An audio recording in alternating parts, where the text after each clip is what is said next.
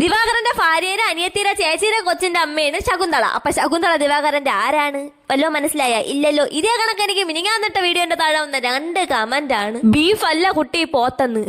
അപ്പൊ പോത്തല്ലേ ബീഫ്? എന്തെങ്കിലും ഒരു സംശയം മനസ്സിൽ വന്നു കഴിഞ്ഞാൽ പിന്നെ അത് മാറണതോടെ എനിക്കൊരു വെപ്രാളമാണ്. ഈ പോത്തിന്റെ കറീനെ അല്ലേ ബീഫ് എന്ന് പറയുന്നത്? അതിന് പോത്ത് കറീനെയാണോ ബീഫ് എന്ന് പറയുന്നത്? ഐ ആം ടോട്ടലി ഡിസൂസി ആയി പോയി. വന്നതെന്നത് ഒക്കെ പോട്ട്. ഇനി ഞാൻ പറയാൻ പോകുന്ന കാര്യങ്ങളിൽ നിങ്ങൾ ഉള്ളി ലിസണിങ്, നോ ക്വസ്റ്റ്യൻസ്. ഓക്കെ, ഇത് ആന്ധ്ര എന്ന കള്ളവണ്ടി കയറി വന്ന ഒരു പോത്ത്. ഇതിനെ നമ്മൾ മേടിച്ച് ഇനി അതിനെ വളർത്തി വലുതാക്കി നമ്മൾ കൊടുക്കുമല്ലോ. പെരുന്നാളൊക്കെ ആകുമ്പോ നമ്മൾ കൊടുക്കും.